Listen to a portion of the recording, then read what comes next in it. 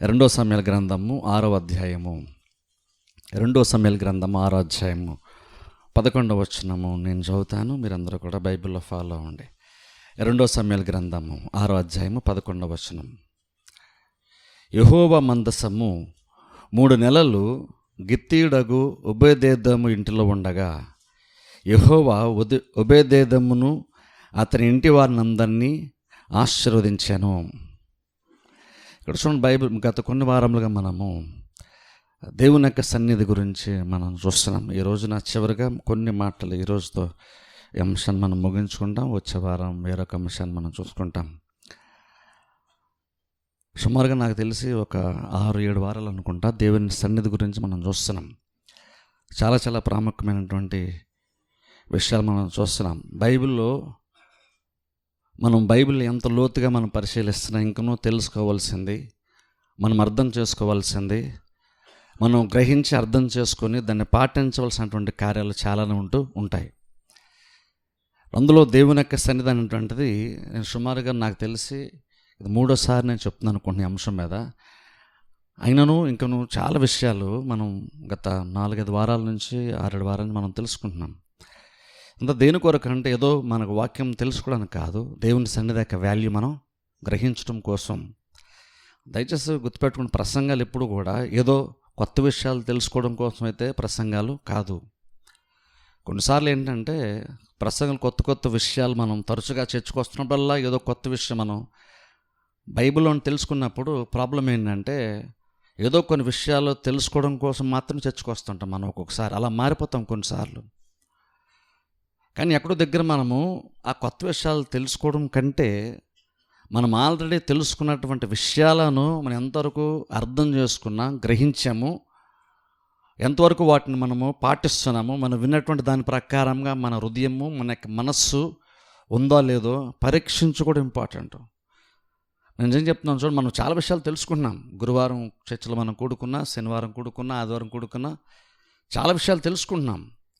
కాదనుకుంటే మనం తెలుసుకుంటున్నాము కానీ దాన్ని ఆ యొక్క వాక్య వెలుగుల్లో మనం పరీక్షించుకోవట్లేదు. అందుకని మధ్యకాలం గమనించిన సహవాసం మనం సుమారుగా 7 వారం చూసుకుంటున్నాం. కానీ సహవాసం చాలామంది ఇంకో నిర్లక్ష్య పెడుతున్నారు. ఇప్పుడు అందుకని చూడండి, ఈరోజు నేను చెప్పేది లాస్ట్లో ఈ రోజుతో దీన్ని ముగించేస్తాం.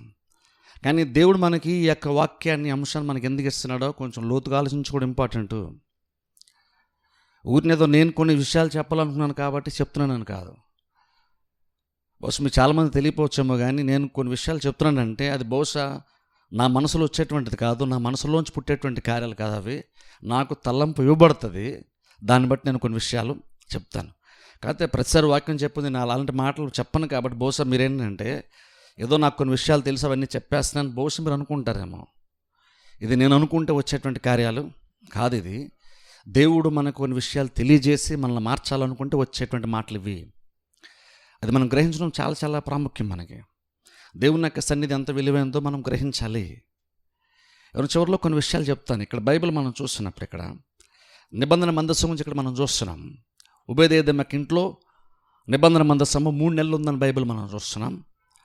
ఆ 3 నెలలు నిబంధన మందసం ఉండటాన్ని బట్టి ఒబేదెదోము యొక్క కుటుంబం ఎంతగానో దీవెనబడినట్లుగా బైబిల్ మనం చూస్తున్నాం. ఇప్పుడు చూడండి, మందసం అంటే ఏంటి? నిబంధన మందసము. నిబంధన మందసం అంటే అది కేవలం ఒక వస్తువు కాదు. అది నిబంధన మందసాన్ని దేవుడే చేయమని చెప్పాడు. దానికంటూ ఆయన కొన్ని మెజర్మెంట్స్ ఇచ్చాడు. ఏ వస్తువులతో తయారు చేయాలో, అది ఎలా తయారు చేయాలో దేవుడు చెప్పాడు. అది ఒక చోట నుండి మరో చోటకి తీసుకుని వెళ్ళాలంటే అది ఎవరు మొయ్యాలి, ఎలా మొయ్యాలో కూడా ప్రతిదానికి దేవుడే చాలా సూచనలు, సలహాలు, ఆజ్ఞలు దేవుడు మనుషులకి ఇచ్చాడు. ఇప్పుడు చూడండి, నిబంధన మందసం అనేటువంటి ఒక పిట్ లాంటిది. అది దేవుని యొక్క సన్నిధికి సాదృశ్యము. ఇంకా చెప్పండి, అసలు సాదృశ్యం అనడం కంటే నిజంగా అది దేవుని సన్నిధే. ఒక భౌతికమైనటువంటి ఒక వస్తువు ద్వారా దేవుడు భౌతికంగానే నిజంగానే వారితో దేవుడు ప్రయాణం చేస్తున్నాడు. ఆ మందసము ఉన్నప్పుడు ఆ మందసం అంటే నిజంగా వారికి దేవుని యొక్క సన్నిధిని తీసుకొచ్చింది. దేవుని యొక్క సన్నిధిని వాళ్ళకి ప్రత్యక్షపరిచింది, బయలుపరిచింది. అదేదో కేవలం ఒక వస్తువు కాదు, అది నిజముగా దేవుని యొక్క సన్నిధితో సమానం.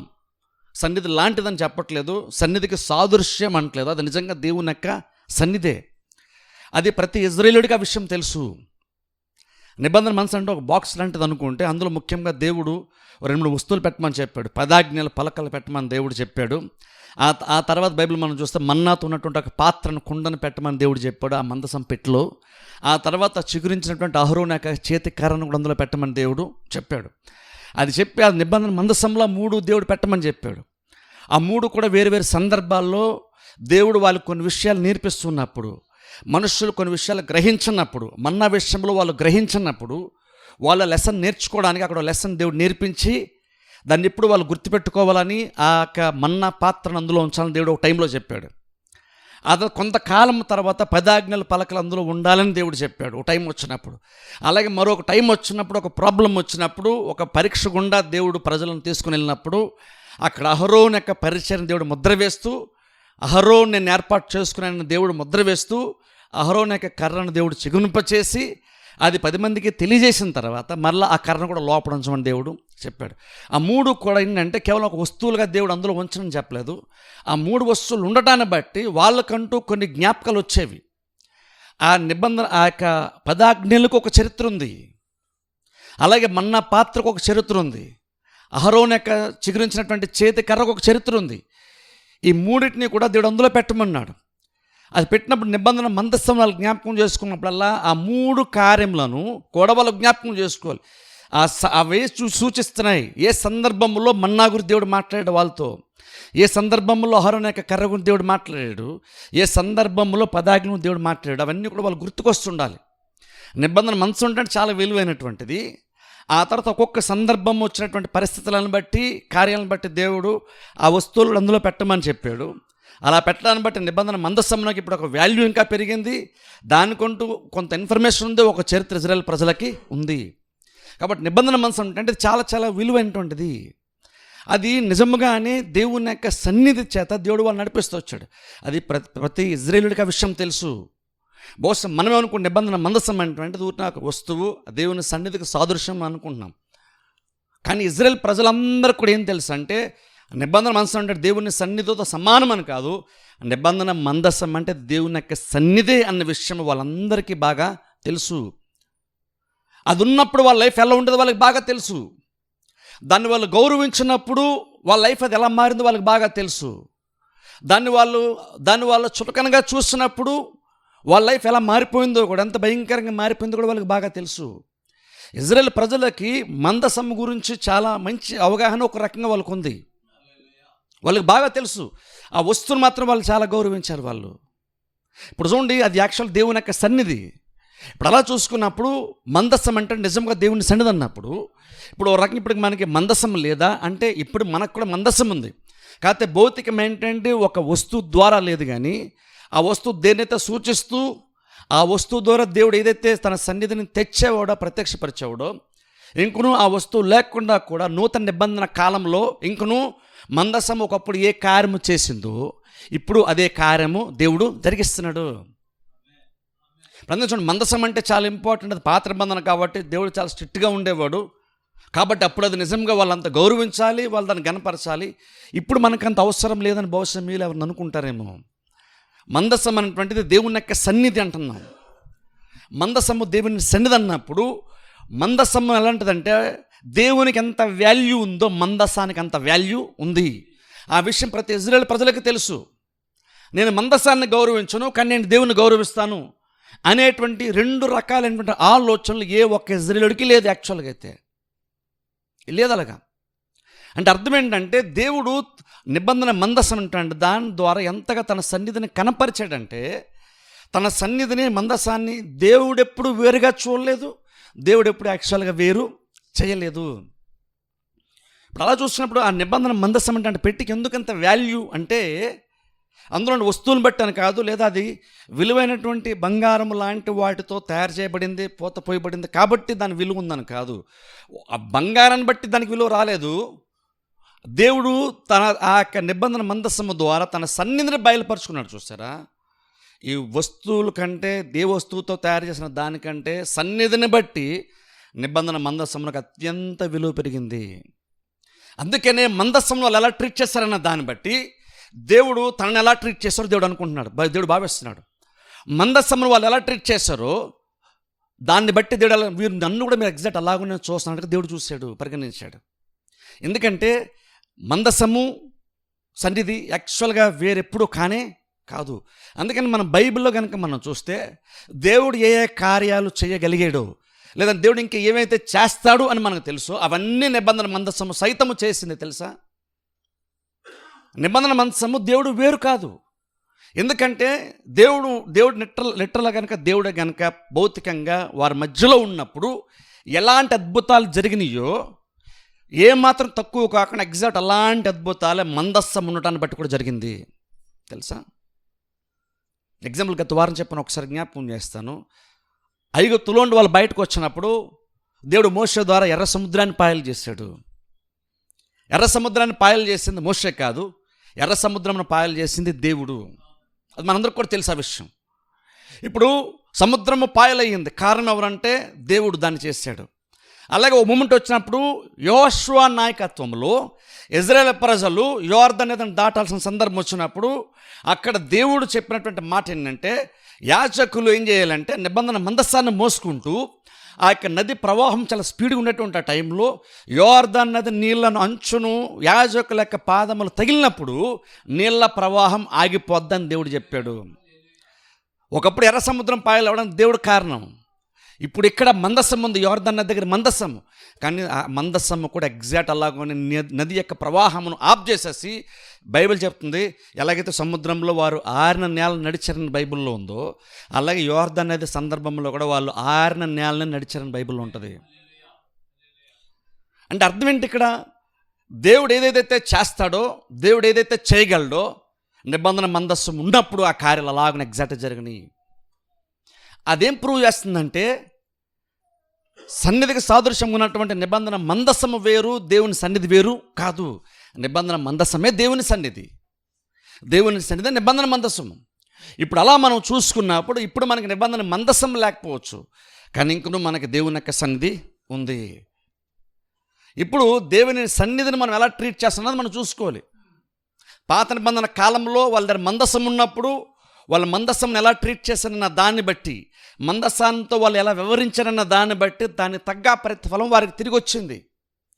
ఇప్పుడు ఈ రోజుల్లో మనము దేవుని సన్నిధిని మనం ఎలాగ ఆలోచిస్తాం, ఎలా వ్యవహరిస్తాం, ఏ స్థాయిలో దాన్ని మనం గౌరవిస్తున్న దాన్ని బట్టి బలంగానే అది కూడా మన కుటుంబాలని మన జీవితాలని ఖచ్చితంగా అది ప్రభావితం చేస్తుంది. గుర్తుపెట్టుకోండి, సన్నిధి అనేటువంటిది చాలా చాలా బలమైనటువంటి తెలుసా. అది ఖచ్చితంగా ప్రతి వారి యొక్క లైఫ్ని పాజిటివ్గానో నెగిటివ్గానో ఎఫెక్ట్ ఖచ్చితంగా చేస్తుంది, ఖచ్చితంగా చేస్తుంది. దేవుని సన్నిధి అనేటువంటిది ఎలాంటిదంటే ఖచ్చితంగా మీ లైఫ్ని ప్రతి వాళ్ళని ఎఫెక్ట్ చేస్తుంది. అది అంటే దేవుని సన్నిధికి వస్తే ఆశీర్వాదం, దేవుని సన్నిధి నిర్లక్ష్య పెడితే ఆశీర్వాదాలు ఉండవు అనే కాదు, అలా అనుకోకండి. అంటే జరగాల్సిన మేలు జరగకుండా ఉంటాయేమో అంతేనేమో అనుకుంటున్నారేమో. లేదు, నువ్వు దేవుని సన్నిధి నువ్వు నిర్లక్ష్య పెడుతున్నావంటే ఖచ్చితంగా దానివల్ల నెగిటివ్ ఎఫెక్ట్ ఖచ్చితంగా ఉంటుంది. అది కూడా చాలా బలంగా ఉంటుంది తెలుసా. దేవుని యొక్క సన్నిధి అనేటువంటిది ఎంత బలమైనటువంటిది అంటే నువ్వు ఏమాత్రం కొంచెం దాన్ని గౌరవించినా నువ్వు ఊహించిన దానికంటే అత్యధికంగా నీకు ఆశీర్వాదం వస్తుంది, బలంగా పాజిటివ్గా నీ లైఫ్ పైన నీ కుటుంబం పైన ప్రభావం ఉంటుంది. అలాగే మనం గనుక నువ్వు ఏ చిన్న నిర్లక్ష్యాన్ని చూపించినా సరే సన్నిధి పట్ల, ఆ చిన్న నిర్లక్ష్యము కూడా నీ జీవితం పైన నెగిటివ్గా చాలా ప్రభావమే చూపుతుంది. దేవుని సన్నిధి అనేటువంటిది అది ఎంత గొప్పది, ఎంత బలమైనటువంటిది అంటే నువ్వు ప్రతి చిన్న విషయంలో కూడా జాగ్రత్తలు తీసుకోవడం చాలా చాలా ఇంపార్టెంట్ తెలుసా, చాలా చాలా ఇంపార్టెంట్. దేవుని సన్నిధి ఎంత బలమైనటువంటిది అంటే నువ్వు కొంచెం మంచిగా ఉంటే నీకు చాలా మంచి జరిగిపోద్ది. నువ్వు కొంచెం నిర్లక్ష్యంగా ఉంటే నీకు చాలా భయంకరమైన కార్యాలు కూడా నీ జీవితంలో జరిగిపోయేటువంటి ప్రమాదం కూడా ఉంటుంది. సన్నిధి అనేటువంటిది ప్రతి క్రిస్టియన్ని ఖచ్చితంగా ఎఫెక్ట్ చేస్తుంది తెలుసా, ఖచ్చితంగా అయితే పాజిటివ్గా అయినా ఎఫెక్ట్ చేస్తుంది, నెగిటివ్ అయినా సరే ఎఫెక్ట్ చేస్తుంది. మందసం అంటే ఓ వ్యక్తికి దీవెనకరంగా ఉండొచ్చు, ఓ వ్యక్తికి అది ఇబ్బందికరంగా కూడా ఖచ్చితంగా ఉండొచ్చు. మందసము ఆ డిఫరెన్స్ తీసుకురాదు. మందసం పట్ల నీకున్నటువంటి వైఖరిని బట్టే నువ్వు దాన్ని ప్రతిఫలాన్ని పొందుకుంటావు. మందసమే స్పెసిఫిక్గా ఒకరికి శాపాన్ని ఒకరికి ఆశీర్వాదాన్ని అవ్వదు. దాని పట్ల మనకున్నటువంటి వైఖరిని బట్టి నువ్వు దాని గురించి ఏమనుకుంటున్నావు, దాని గురించి నువ్వేం ఆలోచిస్తున్నావు నా దాన్ని బట్టే ఖచ్చితంగా మన లైఫ్లో దాన్ని బట్టి ప్రతిఫలం మనకి ఉంటుంది. ఇక్కడ బైబిల్లో చూడండి, ఉభయదేదం గురించి బైబిల్ చెప్తున్న మాట ఏంటంటే ఆయన ఇంట్లో 3 నెలలు ఉందంట నిబంధన మందసము. ఆ 3 నెలల్లో క్లియర్గా అందరికీ తెలిసిపోయింది. కేవలము అక్కడ ఉబేదెదోము ఒక కుటుంబం మాత్రమే పర్సనల్గా వ్యక్తిగతంగా అనుభవించారని కదా ఆశీర్వాదము. అది అందరికీ తెలిసిపోయింది. అందరికీ క్లియర్గా కనబడిపోయేంతలాగా ఉబేదెదోము యొక్క గృహాన్ని, ఆ కుటుంబాన్ని అంతగా అది ఆశీర్వదించింది. ఎంతగా ఆశీర్వదించిందంటే అది క్లియర్గా అందరికీ కనబడిపోయింది. ఒక 3 నెలల్లోనే. ఒకసారి ఆలోచించండి. 3 నెలలు దేవుని యొక్క సన్నిధి ఆ వ్యక్తికి ఇంట్లో ఉంటే రాజ్యమంతా కూడా ఉబేదెదోము కుటుంబం గురించి, నిబంధన మందసం గురించి మాట్లాడుకోవడం స్టార్ట్ చేశారు. 3 నెలలు ఆ వ్యక్తికి ఇంట్లో ఒక కుటుంబంలో మందసం ఉంటే రాజ్యమే, ఒక రాజే, దావీదు రాజే రాజ్యమే ఉబేదెదోము కుటుంబం గురించి వాళ్ళు డిస్కషన్ చేసుకోవడం స్టార్ట్ చేశారు. 3 నెలలు ఉంటే అంత డిఫరెన్స్ తీసుకొస్తుందా నిబంధన మందసం అంటే? ఖచ్చితంగా అంత డిఫరెన్స్ తీసుకొస్తుంది. అందుకని చూడండి, నిబంధన మందసం అనేటువంటిది లిటరల్గా దేవుడు భౌతికంగా తన సన్నిధిని వాళ్ళకి చాలా స్పష్టంగా వాళ్ళకి కనబడి వాళ్ళు అర్థం చేసుకోగలిగేంత బలంగా దేవుడు తన సన్నిధిని కనపరచడానికి ట్రై చేశాడు తెలుసా. అంటే దేవుడు తన సన్నిధిని బయలుపరుచుకునేటువంటి వాడు. దేవుడు మరుగున ఉండేటువంటి వాడు కాదు. ఎక్కడ 2-3 నా నామమును కూడుకున్నారు అక్కడ ఉన్నాను నమ్మండి, నమ్మి పాటలు పాడండి, నమ్మి వాక్యం వినండి, నమ్మేసి వెళ్ళిపోండి అంటలేదు దేవుడు. దేవుడు నువ్వు నమ్మి దేవుని దగ్గరికి వచ్చినప్పుడు దేవుడు అంటున్నాడు, నేను నా సన్నిధిని బయలుపరచుకోవడానికి ఇష్టపడుతున్నాను, నేను చాలా బలంగా బయలుపరచుకుంటాను, నువ్వు కొంచెం జాగ్రత్తలు తీసుకుంటే నా సన్నిధిని అనుభవిస్తావు ఖచ్చితంగా. అందుకే చూడండి, బైబిల్లో నిర్గమకాండంలో మాట చూద్దాం. చూడండి దేవుడు ఎంత బలంగా తన సన్నిధిని బయలుపరచుకోవడానికి ఇష్టపడుతున్నాడు. నిర్గమకాండము 40 అధ్యాయంలో మాట ఉంది, చూసుకుందాం.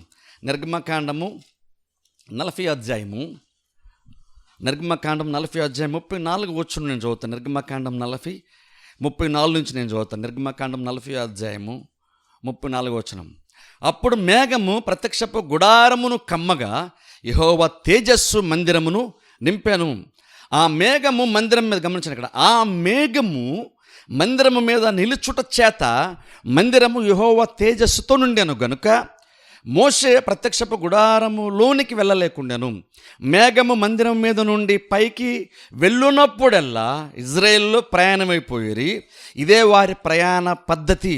ఆ మేఘము పైకి వెళ్ళని ఎడల అది వెళ్ళు దినము వరకు వారు ప్రయాణము చేయకుండిరి. ఇజ్రాయేల్ అందరి కన్నుల ఎదుట, గమనించి ఇక్కడ, ఇజ్రాయేల్ ప్రజలందరి కన్నుల ఎదుట పగటి వేళ యెహోవా మేఘము మందిరము మీద ఉండెను, రాత్రి వేళ అగ్ని దాని మీద ఉండెను. వారి సమస్త ప్రయాణములలో ఇలాగునే జరిగెను. గమనించి లాస్ట్ స్పెసిఫిక్గా మనం చూస్తే అక్కడ 38వ వచనంలో వారి కన్నుల ఎదుట దేవుడు క్లియర్గా బయలుపరుచుకుంటున్నాడు. అది పగలైతే పగలు వాళ్ళు స్పష్టంగా చూడగలిగేలాగున మేఘముగా దేవుడు తన సన్నిధిని ప్రత్యక్షపరచుకుంటాడంట.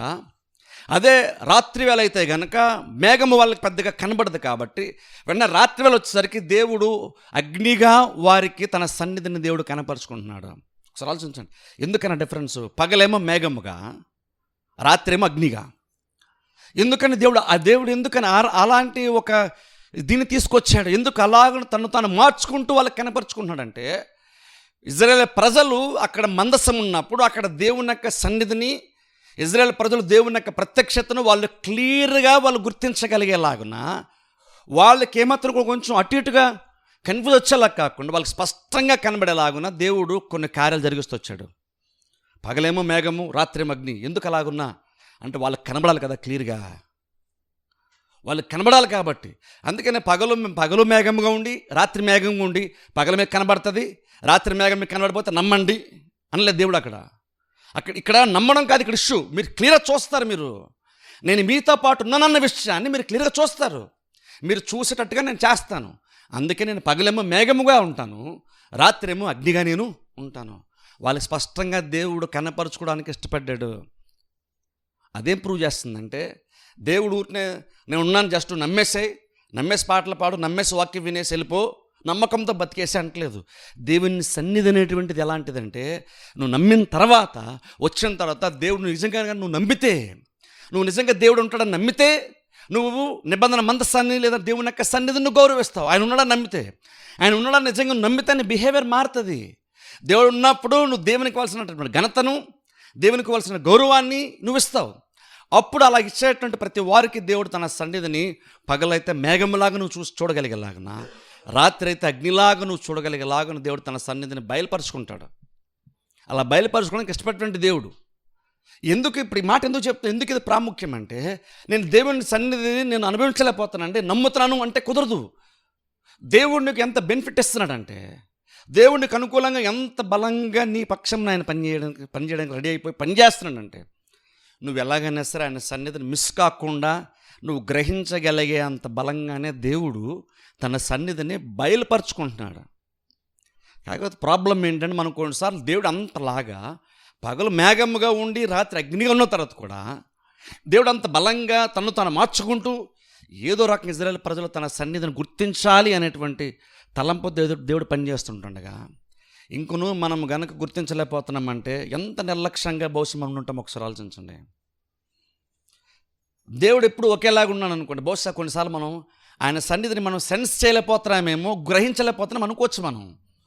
కానీ దేవుడేమో పగలేమో మేఘంగా ఉంటున్నాడు కదా నువ్వు చూడాలని, రాత్రి ఏమో అగ్నిగా ఉంటున్నప్పుడు నువ్వు ఏదో ఖచ్చితంగా గుర్తించాలి కదా. నువ్వు గుర్తించడం కోసమే కదా దేవుడు మారుస్తున్నాడు, అలాగా మార్చుకుంటున్నాడు, నువ్వు అర్థం అవ్వాలనే కదా. అప్పుడు ఇంకా నువ్వు దేవుడు అంతలాగా నీ స్థాయికి వచ్చేసి నువ్వు గ్రహించగలిగే అంత స్థాయిలోకి వచ్చి దేవుడు తన సన్నిధిని బయలుపరుచుకుంటున్న తర్వాత కూడా మనం కనుక ఒకవేళ దేవుని సన్నిధి నిజంగా చర్చకొచ్చాక ఎక్స్పీరియన్స్ చేయలేకపోతున్నామంటే, లేదా నిబంధన మందస్సాన్ని నువ్వు చూస్తున్నప్పుడు నువ్వు దేవుని కనుక నువ్వు చూడలేకపోతున్నావంటే, దేవుని సన్నిధి నువ్వు చూడలేకపోతున్నావంటే, అది బహుశా మనం ఎంతగా దేవుని యొక్క సన్నిధికి మన హృదయం మందమ్మగా మారిపోయిందో మనం ఆలోచించాలి. ఇది చూడడం మట్టు చూస్తున్నాము కానీ బహుశా మనం గ్రహించలేకపోతున్నామేమో సరే ఆలోచించాలి. ఎందుకంటే దేవుడు అంతలాగా తను తాను బయలుపరుచుకుంటున్నాడు. అంతలాగా తను తాను బయలుపరుచుకునేటప్పుడు మనం ఎంతలాగా జాగ్రత్తగా మనం ఉండాలి ఒకసారి ఆలోచించండి. ఎంతలాగా మనం అటెంటివ్గా ఉండాలి దేవుని యొక్క సన్నిధికి. ఎందుకో చెప్తున్నాను చూడండి, దేవుని యొక్క సన్నిధి అంటే చిన్న విషయం చాలు అటు ఇటు జరిగిపోవడానికి, తెలుసా? దేవుని యొక్క సన్నిధి అంటే చిన్న విషయం చాలు. నువ్వు సింపుల్గా ఆయన సన్నిధిని కనుక నువ్వు జాగ్రత్తగా ఉంటే ఆ చిన్న విషయమే నీ నాశనం తీసుకొచ్చేస్తుంది, తెలుసా? చిన్న విషయమే నీకు ఆశ్రయం తీసుకొస్తుంది.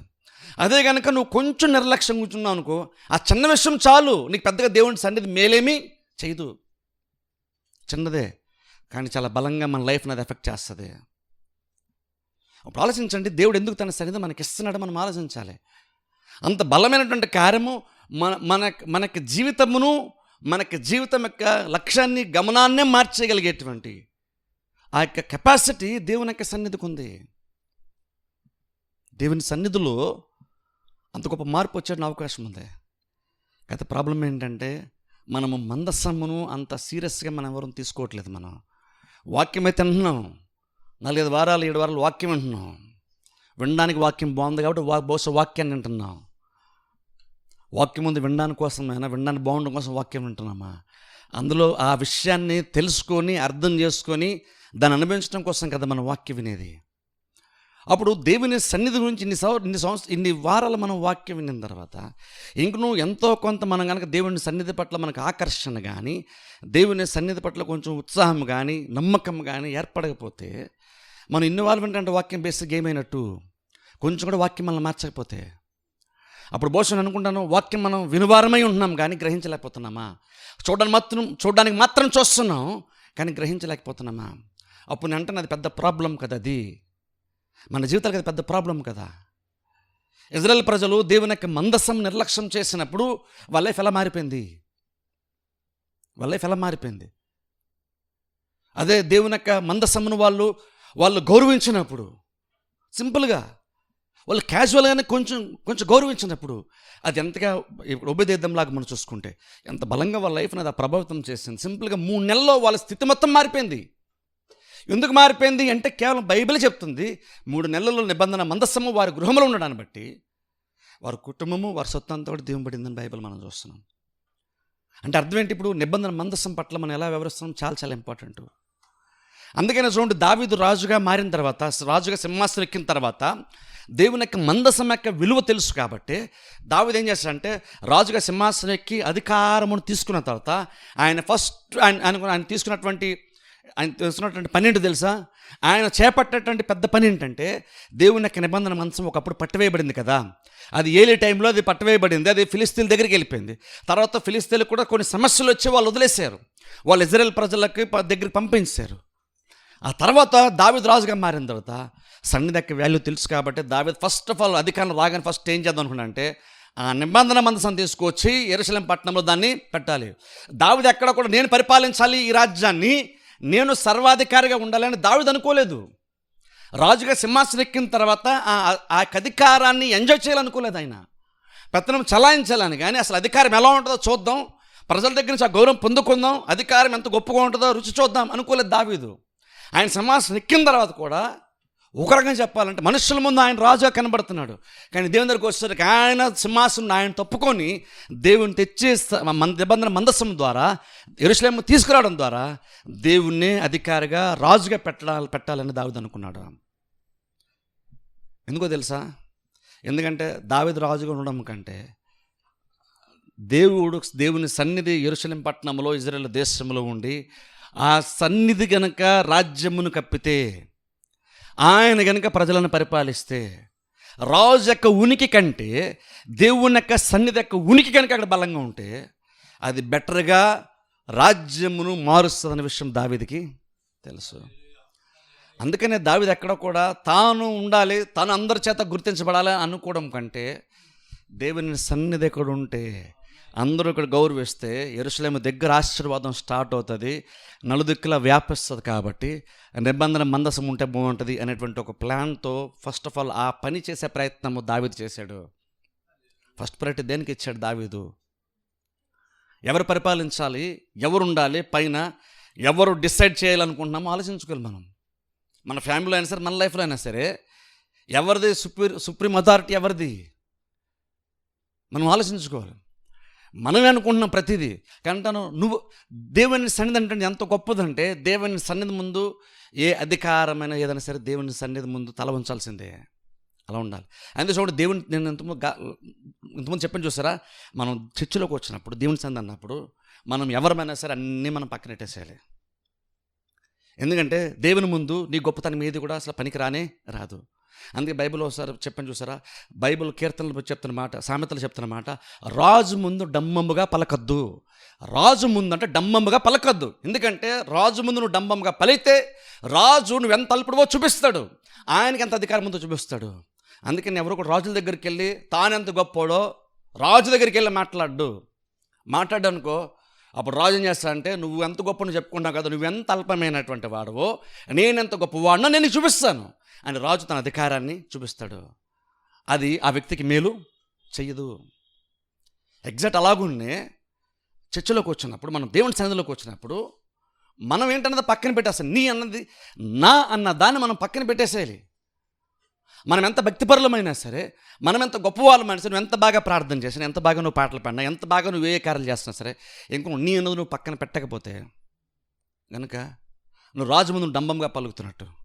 అందుకని చాలా చెప్తాను చూసారా, చర్చలో మనం నిలబడ్డామంటే మన గురించి చెప్పుకోవడానికి, ఇక్కడ మీ గురించి చెప్పడం నేను నిలబట్టలేదు, నా గురించి చెప్పడం నేను ఇక్కడ నిలబడ్డ విషయం మీకు తెలుసు. ఎందుకు చెప్పుకోమంటే ఇక్కడ మన గురించి మాట్లాడుకోవడం కాదు కదా మనం నిలబడింది. ఇక్కడ మీరు కూడా కూర్చుంది, లేదా నేను ఇక్కడ నిలబడింది మన గురించి మనం చెప్పుకోవడం కాదు. మిమ్మల్ని నేను పొగిడితే నన్ను మీరు పొగడడం గురించి కాదు మన ఉద్దేశం.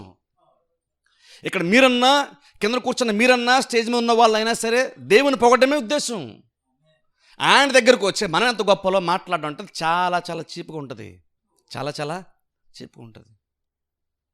ఇప్పుడు ఒకసారి జస్ట్ రాజే కనుక నువ్వు రాజు ముందు డంబంగా మాడితే రాజుకే నచ్చన్నప్పుడు దేవుడు రోషం కలిగినటువంటి వాడు, అప్పుడు ఆయన ఇంకెంత రోషముతో కార్యములు జరిగిస్తాడో మనం ఆలోచించాలి. అంటే అర్థం ఏంటంటే, దేవుని సన్నిధికి మనం వచ్చినప్పుడు, దేవుని సన్నిధిలో మనం ఉన్నప్పుడు మన గురించి కాదు, ఇక్కడ మనం దేవుని గురించి ఆలోచిస్తాం. దేవునికి మనం సరెండర్ అయిపోవాలి. నువ్వు ఎంతగా నువ్వు రాజు దగ్గర నువ్వు తగ్గించుకుంటావో అంతగా రాజు నిన్ను హెచ్చిస్తాడు. ఆ సామెతల్లో లేదంటే ఇశ్రాయేలు చరిత్రలో చాలా విషయాలు మనం వాళ్ళు చూస్తాం. అలా అందుకనే దావీదు కూడా ఏం చేశాడు, నిబంధన మందసాన్ని తీసుకోద్దాం అంటున్నాడు. ఆయన రాజు అయ్యుండి కూడా ఆయన తన అధికారాన్ని ఎస్టాబ్లిష్ చేసుకుందాం అనుకోలేదు, ఆయన తన అధికారాన్ని ఉనికిని చూపించుకుందాం అనుకోలేదు. దేవుని నిబంధన సంబంధం తెద్దాం అనుకున్నాడు. దావీదు ఏదైతే యెరూషలేము పట్టణాన్ని తెద్దాం అనుకున్నాడో అది ఎలాంటి లక్షణం కలిగినటువంటిది అంటే, దాని ముందు దావీదు కూడా చాలా సాధారణమైన వాడిగా కనబడతాడు. అలాంటి బలమైనటువంటి గొప్ప కార్యాన్ని దావీదు ఇంకొన్ని తెచ్చుకోవడానికి ఇష్టపడ్డాడు. ఎందుకంటే నిబంధన మనసు వచ్చిన తర్వాత దావీదు కూడా తన రాజు అనే విషయం ఆయన కూడా మర్చిపోవాలి. అలాగని ప్రజలందరూ మర్చిపోయి అందరూ కూడా దావీదు మీద కంటే రాజు మన ముందు ఉన్నాడు అన్న దానికంటే నిబంధన మందసం మన ముందు ఉంది అని నిబంధన మందస్సాన్ని హైలైట్ చేస్తూ నిబంధన మందస్సాన్ని గౌరవించేటువంటి ఒక కార్యమును స్థిరపరిచే ప్రయత్నం దావీదు చేశాడు. ఒకసారి ఆలోచించండి, మనుషులకు మనం ఎలా ఆలోచిస్తాం మనమే హైలైట్ అవ్వాలనుకుంటాం కదా. అది బేసిక్ మనుషుల లెక్క. ఆ మనుషులందరికీ కూడా బేసిక్గా ఆ రకమైనటువంటి ఒక ఇది ఉంటుంది, దాహం ఉంటుంది బేసిక్గా. కానీ దావీదు రాజు అయ్యిండు కూడా ఆయన ఇంకను దేవుని సన్నిధి వచ్చేస్తే ఆయన కూడా ఒక సాధారణమైన వాడే కదా. ఆయన అలాగ మారిపోవడానికైనా ఇష్టపడుతున్నాడు. ఆయన ఏది తీసుకొస్తే దావీదు కూడా రాజులాగా బిహేవ్ చేయడానికి కుదరదు. అక్కడ దేవుని సన్నిధి ముందు దావీదు కూడా రాజరిక వస్త్రాలు వేసుకొని నేను రాజుని కాబట్టి నాకు స్పెషల్ స్టేటస్ ఇవ్వాలి, నాకు ఫస్ట్ సెట్ ఇవ్వాలి, నాకు అందరికన్నా పైన పెద్ద కూర్చేయాలి అన్నట్టుగా దావీదుకి అవుతుందా? నిబంధన మందసం లేకపోతే దావీదు ఏదన్నా బహుశా ఆయన అందరూ గౌరవిస్తారు, ఆయన ఫస్ట్ పర్సన్ అవుతాడు, రాజ్యం నాకు ఆయన ప్రధాన అధికారి అవుతాడు. మందసము లేకపోతే, కానీ మందసం ఉన్నప్పుడు రాజుకు దావీదు కూడా తన గురించి గొప్పగా చెప్పడానికి కూడా వీలు ఉండదు. నిబంధన మందసం పక్క నుండి దావీదు పక్క నుండి ఒక వ్యక్తి వచ్చి మందసాన్ని కాకుండా దావీదుని పొగిడేటువంటి అవకాశం కూడా ఉండదు. అదేదో ఉండదు. అయినా సరే ఇంకను ఒక రాజు అయ్యిండు కూడా తన మీద కంటే అందరి టెన్షన్ మందసం మీదకి వెళ్తాను తెలిసినా సరే ఇంకను దావీదు మందసాన్ని ఫస్ట్ తెచ్చి యెరూషలేం పట్టణంలో స్థిరపరచాలనుకున్నాడు. ఎందుకని? తన అధికారం వల్ల బహుశా దేశం బాగుపడకపోవచ్చు, కానీ దేవుని సన్నిధి వల్ల ఖచ్చితంగా దేశము బాగుపడుతుంది. ఆ విషయము దావీదుకి బాగా తెలుసు. అందుకనే తెచ్చే ప్రయత్నం దావీదు చేశాడు. కానీ ప్రాబ్లం ఏంటంటే దావీదు చాలా ఆసక్తి ఉంది. ఒకసారి చూద్దాం, చూడలేదు 2 సమూయేలు గ్రంథంలోనికి వెళ్దాం. ఒకసారి 2 సమూయేలు గ్రంథము ఇక్కడ చూద్దాం. క్లుప్తం కొన్ని వచనాలు చదువుతాం. మనకు చాలామందికి తెలిసిన విషయమే కాబట్టి నేను జస్ట్ క్లుప్తం అక్కడక్కడ వీలైతే అప్పుడప్పుడు అక్కడ వచనం చదువుతాను. నేను 2 సమూయేలు గ్రంథము 6వ అధ్యాయంలో మనం చూసుకున్నట్లయితే అక్కడ దావీదు ఏంటంటే మొదటి నుంచి మనం చదువుతాం, కానీ ఎవరు చదవద్దు, నేను అక్కడక్కడ వచనాలు నేనే చదువుతాను. మందసాన్ని అక్కడ నుండి తీసుకొని రావాలని దావీదు ఏం చేశాడు, యెరూషలేం పట్టణాన్ని తేవాలని ప్లాన్ చేసి కొత్త బండిని రెడీ చేశాడు, గాయకులను ఏర్పాటు చేశాడు. చాలా హడావుడిగా, చాలా గ్రాండ్గా, చాలా గొప్పగా కనబడుతుంది అక్కడ. ఎందుకంటే ఇప్పుడు నిబంధన మందసం రాబోతుంది కాబట్టి అది చాలా సంతోషించదగ్గ కార్యము, అందరూ ఉత్సాహించవలసినటువంటి కార్యము, ఒక పండుగలాగా జరుపుకోవాల్సిన కార్యము. ఎందుకంటే ఇప్పుడు నిబంధన మందసం వస్తుందంటే, నిబంధన మందసం వస్తే దేవుడే వచ్చేస్తున్నాడు. నిబంధన మందసం ఉంటే దేవుని యొక్క సన్నిధి నువ్వు క్లియర్గా చూడగలిగేటువంటి ఒక స్థితి. అప్పుడు దేవుడు ఉన్నప్పుడు మనకి భయం ఉండదు, దేవుడు ఉన్నప్పుడు ధైర్యం ఉంటుంది, దేవుడు ఉన్నప్పుడు మనకు నిరీక్షణ ఉంటుంది. దేవుని చూడగలిగితే అది ఇప్పుడు రాబోతుంది. అవకాశం అంత గొప్ప ఆధిక్యత వాళ్ళకి రాబోతుంది. అందరూ చాలా హ్యాపీగా ఉన్నారు. పాటలు పాడుతున్నారు, డ్యాన్సులు వేస్తున్నారు, అందరూ చాలా ఎంజాయ్ చేస్తున్నారు. ఎందుకంటే ఒకటే, మందసం మందరికి వస్తుందని సంతోషిస్తున్నారు అందరూ. వేరే వేరే ఉద్దేశాలు ఏమీ లేవు ఎవరికి కూడా. మందసం వస్తుంది, మనం ఆనందించాలి. అందుకని అందరూ దావీదుతో సహా అందరూ ఆనందిస్తున్నారు. ఆ తర్వాత ఏమేం జరిగింది బైబిల్ మనం చూస్తే, ఈవెన్ దావీదు కూడా యెహోవా సన్నిధిలో నాట్యం ఆడుతాడని బైబిల్లో ఉంది. అక్కడ ఆ మాడుతున్నప్పుడు మధ్యలో చూడండి, ఇప్పుడు నేను 6వ వచనం చదువుతాను చూడండి. 2 సమూయేలు గ్రంథము 6వ అధ్యాయము 6వ వచనం. వారు నాకోను కళ్ళము దగ్గరకు వచ్చినప్పుడు ఎడ్లకు కాలు జారినందున ఉజ్జా అనేటువంటి వ్యక్తి ఏం చేస్తాడంటే చెయ్యి చాపి దేవుని మందసమును పట్టుకొనగా యెహోవా కోపము ఉజ్జా మీద రగులుకొనెను. అతడు చేసిన తప్పును బట్టి దేవుడు ఆ క్షణమందే అతన్ని మొత్తగా అతడు అక్కడనే దేవుని మందసమునొద్ద పడి చనిపోయాను. ఇక్కడ గమనించండి, ఇక్కడ నిబంధన మందసం తీసుకొస్తున్నారు, అందరూ చాలా హ్యాపీగా ఉన్నారు. ఎందుకంటే మందసం అంటే ఏంటో అందరికీ తెలుసు, ఇజ్రాయెల్ ప్రజలకు తెలుసు. కానీ ఇక్కడ అనుకోకుండా చిన్న సంఘటన జరిగింది. ఏంటంటే ఆ ఎడ్ల బండి మీద తీసుకొస్తున్నారు. అక్కడ ఏంటంటే అక్కడ కాలు దొరికిన వాటికి ఆ బండి కొంచెం పక్కకు ఒరిగిపోయేసరికి మందసం కింద పడిపోద్ది అనుకొని మంచి ఉద్దేశంతో దాన్ని కాపాడాలనేటువంటి సదుద్దేశంతోనే ఉజ్జా అనేటువంటి ఒక ఆయన దాన్ని కాపాడేటువంటి ప్రాసెస్లో ప్రయత్నంలో చేత్తో పట్టుకున్నాడట. కానీ బైబిల్ చెప్తున్న మాట, యెహోవా కోపము రగులుకుంది, చిన్నది. అది కూడా ఆయనకి ముట్టుకోవడానికి సరదా చేసి పట్టుకునే ప్రయత్నం చేయలేదు. ఆయన పడిపోతుంది కదా, దేవుని యొక్క నిబంధన మందసం కదా అనుకొని పడిపోతుంది కదా అని మంచి ఉద్దేశంతో ప్రయత్నం చేశాడు. కానీ దేవుని యొక్క కోపం రగులుకొని దేవుడు ఆయన అక్కడక్కడ చంపేశాడు. ఉద్దేశం మంచిదే, అయినా దేవుడు సంతోషించాడా? ఉద్దేశం నిజంగా మంచిదే. అది ఉజ్జా చెప్పొస్తుంది, మనకే తెలుసు ఆ విషయము. ఖచ్చితంగా ఉజ్జా దాన్ని పట్టిన ప్రయత్నం చేసినప్పుడు మంచి ఉద్దేశంతోనే ప్రయత్నం చేశాడు అనే విషయం మనందరికి కూడా తెలుసు క్లియర్గా.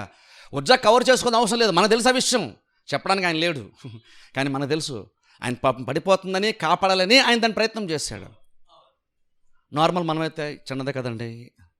ఓ రంగం ఎలా ఉంటుందంటే మనం దయగల వారమే, దేవుడు అనేదో కొంచెం కోపిస్తేమో చిన్న కోపం చూపించాడు, రగులుకుంది ఆయనకి, చిన్నదే కదా ఏముందిలేండి అని మానవులుగా మనమే ఏం చూసి వదిలేద్దాం, ఏముందిలే చిన్నదే కదా అని మనం అనుకుంటాం. కానీ దేవుడు అలా అనుకోలేదు ఆ మూమెంట్లో. ఎందుకో తెలుసా? నువ్వు మంచి ఉద్దేశంతో చేసిన మాత్రం నువ్వు చేసింది సరైనది అయిపోదు. మంచి ఉద్దేశం చేసావు కాబట్టి ఆ ఎక్సైట్మెంట్లో దావీదు సైతం చూడండి, దావీదు ఆ ఎక్సైట్మెంట్, దేవుని యొక్క మందసం వస్తున్న ఎక్సైట్మెంట్లో డ్యాన్స్ కూడా వేసేంత ఎక్సైట్మెంట్ వచ్చేసింది, సంతోషం వచ్చేసింది దావీదుకి. ఆ ఎక్సైట్మెంట్లో మందస్సమును ఎలాగ క్యారీ చేయాలో, మందస్సాన్ని ఎలా మొయ్యాలో అది మాత్రము దావీదు మర్చిపోయాడు. ఎక్సైట్మెంట్లో, సంతోషంలో ఏం చేశాడంటే, మందసం చాలా వాల్యూ, అందుకని చాలా ఆనందిస్తున్నాడు, డ్యాన్స్ వేసేస్తున్నాడు, చప్పట్లు కొట్టేస్తున్నాడు. రాజు అయ్యుండి కూడా డ్యాన్స్ వేసేస్తున్నాడు. ఈ రోజుల్లో చాలామంది డ్యాన్స్ చేస్తారు, అలా చెప్పట్లేదు నేను. దావీదు డ్యాన్స్ చాలా డిఫరెంట్ అనుకోండి. దావీదు ఒక రాజు అయ్యుండి కూడా డ్యాన్స్ వేస్తే ఎవరు మెచ్చుకోరు, రాజు కాబట్టి మెచ్చుకోరు. యాక్చువల్గా చూసుకుంటే ఈ రోజుల్లో కాదు. ఒక సీఎం ఆగస్ట్ 15కో జాన్వరి 26 డ్యాన్స్ వేస్తే ఎలా ఉంటుంది చెప్పండి? ఎలా ఉంటుంది? మనం మెచ్చుకుంటామా? అది ఆయన డిగ్నిటీకి భంగం అది. అందుకని ఎవరు కూడా సీఎంఎల్ని, కలెక్టర్ని, పిఎంఎల్ని, మంత్రుల్ని, ఎమ్మెల్యేలని డ్యాన్స్ అని అనం మనం. ఎందుకని అది వాళ్ళ స్థాయికి అది చాలా చీప్. అది నీకు నాకు బహుశా డ్యాన్స్ వేస్తే అది మనకి గొప్పతనం పెరుగుతుంది. కానీ వాళ్ళు ఏ పొజిషన్లో ఉన్నారంటే, వాళ్ళు డ్యాన్స్ వేస్తే వాళ్ళ హోదా పోతుంది. యాక్చువల్గా చూసుకుంటే అలాంటిది ఒక రాజు, మనం డెమోక్రసీలో ఉన్నాం, వాళ్ళకి అధికారం మనం ఇచ్చి అయినా సరే వాళ్ళు డ్యాన్స్ లేరు. ఎందుకంటే అది వాళ్ళకి చాలా అల్పమైనటువంటి కార్యము, అది వాళ్ళ గౌరవాన్ని తెచ్చేది కాదు, గౌరవాన్ని తీసేసేటువంటి కార్యం కాదు. వాళ్ళు ఎవరు డ్యాన్స్ లేరు. అప్పుడు సర్వాధికారి, రాజ్యంలో భౌతికంగా సర్వాధికారి అనేటువంటి దావీదు, భౌతికంగా చూసుకుంటే రాజ్యమంత్రి మీద రాజు, ఈయన డ్యాన్స్ చేసాడంటే ఆలోచించండి, ఎంతగా దేవుని సన్నిధిలో పరవశించిపోయాడు, ఎంత దేవుని సన్నిధిలో తను తాను తగ్గిపోయాడు, తన స్థాయిని మర్చిపోయి దేవుని సన్నిధిని అనుభవించేస్తున్నాడు, పరవశించిపోతున్నాడు తన స్థాయిని మర్చిపోయి. అంటే దేవుని సన్నిధిలో మనం ఉన్నది తెలుసా? నువ్వు నీట్గా రెడీ అయ్యి, డిగ్నిఫైడ్గా నువ్వు రెడీ అయ్యి నీట్గా రా, క్లాస్గా రా. కానీ దేవుని సన్నిధిలోకి వచ్చాక నీ డిగ్నిటీ కూడా నువ్వు మర్చిపోవాలి. యాక్చువల్గా అంతలాగా దేవుని సన్నిధి చేత మనం ఆవరించబడాలి, దాని చేత మన మనసు నింపబడాలి. నువ్వేంటన్నది మర్చిపోయి అంత బలంగా, అంత ఎక్కువగా దేవుని సన్నిధిని అనుభవించాలి. ఆయన సన్నిధి అంత నిండుగా నీ హృదయంలో కుమ్మరింపడాలంటే అసలు నువ్వు ఎవరో కూడా మర్చిపోతావు. ఆ మూమెంట్లో, ఆ స్ప్లిట్ సెకండ్లో మర్చిపోతావు. దావీదు మర్చిపోయి డ్యాన్స్ కూడా వేస్తున్నాడు. కానీ ప్రాబ్లం ఏంటంటే, ఆ సంతోషంలో, ఎక్సైట్మెంట్లో బహుశా త్వరగా తీసుకొచ్చాలన్నటువంటి ఒక ఆలోచనతోనేమో తెలియదు. కానీ